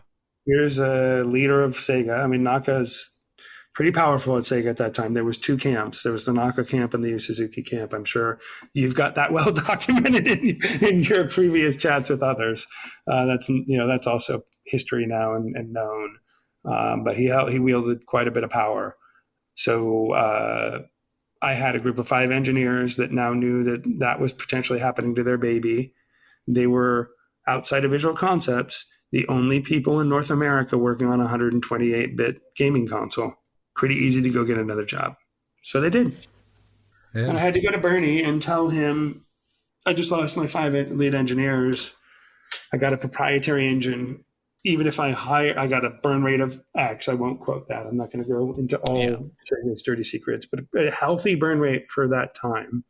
We were an expensive launch title for that time. Nowadays, we wouldn't have been an indie title. It'd be like a really cheap indie title. But for then, it was a lot of money. It was impossible to justify nor get. It would have taken me 2 months to hire, another 2 months to ramp up, and then, so 4 months of burn rate where pretty much nothing's happening. So we went to Visual Concepts, and I had a chat with Greg and Scott and said, hey, any chance you have the bandwidth to take this on? They didn't. They were more than willing to give us space to finish the game there if we could get funding or the team. With total support, nothing negative against them at all. They were amazing. But we just couldn't find a way to land it, and had to go tell the team, hey, the rest of the time we're here, work on your resumes. I've got a feeling Eugene Knack is going to be getting on the next plane and duffing you up there, Joe. Yeah, he might do. Putting that story out there. Flying all of his space planes as a the thing I love about that interview is, we've done a lot more kind of console-y stuff this year, and I think we've got a lot more diversity around the interviews, and it was great to start getting some stories from Sega and stuff like that, which, Joe, definitely, you were in your element there. Oh, yeah, 100%. Yeah, and there's hopefully more of that to come as we get into 2022 as well. So what a year it's been for interviews. Your final best of the year then, Ravi, and this was someone who is just an icon in the dance music industry, particularly drum and bass. We've got DJ Aphrodite on the show back in the early part of the year. I love those kind of old school tunes, and especially people that used Amiga to make them. And Aphrodite is actually an absolute legend and someone that I've listened to throughout my childhood, and I'm sure you have, Dan, as well. And it was just amazing to have him on the show, and add to people like Pete Cannon that we had on the show as well this year, and just some amazing musicians. The 2 Amigas were in sync, then the track could be played. And were they like literally Amiga 500s? And was it just a case of listening to the click track and then hitting spacebar at the right time? Yeah, I mean, for example, at the beginning of your track, I have 4 blocks of clicks and then 1 block of silence. The other Amiga will have 3 blocks of clicks and 1 block of silence. So he gets his mouse ready at the end of my first block and then plays his one, and then will speed up and slow down to get the click in sync, so that so it's flanging really tightly through the speakers. We did that with actually 4 computers. But because there was too many things playing at the same time, it got a bit messy. It always sounded better the less tracks you had playing, because less is more with music production. Yeah, and I think there might be a tendency for a lot of, especially new producers, to just kind of throw everything in there and try and overcomplicate things. Yeah, absolutely. Since I've gone from Amiga to Logic, I'm guilty of the same thing myself. Well, talk us through a bit about that kind of Amiga setup that you had then. You had the 4 Amiga 500s then. I mean, did you have samplers? What kind of things were you running these through? No. For the very first one in 1990, there was just 4 Amigas. That was it. We did have a guitar on one of them. But when we went to 2 Amigas, say the first single, Some Justice, that was literally just 2 Amigas. And how we mixed that down was it went into a standard Newmark mixer, DJ mixer with 4 channels. We got the balance as best we could and the EQ as best we could from the samples and from the Amiga. And then it went into the DJ mixer. There was a little bit of audio exciter, and then it went straight onto the DAC. So there you go. If you want to check out any of these interviews, maybe you got a couple of weeks off over Christmas and maybe there's some bits in here you thought, oh, I missed that episode. I'll put them all in our show notes as well. I just want to say a massive thank you to everyone, not only all of our guests that have been on the show and taken their time to talk to us this year, everyone that's listened to an episode, anyone that's got in touch with us on social media, anyone that's retweeted an episode or tagged their friends in it, anyone who's donated to us on Patreon. Seriously, it's just all come together to make an incredible year for this show, I think. 100%. It's been amazing, and just thank you to everybody who's checked us out. So we are going to be putting our feet up for the only week of the year that we take off. We're going to have a bit of, I think it's fair to say, well-deserved break after an incredible year on this podcast. Thank you again for checking us out in 2021. I hope you get to enjoy a little bit of peace and quiet and a bit of time with the family over the next couple of weeks. Have a very Merry Christmas, and we will see you again in 2022. Merry Christmas. Ciao.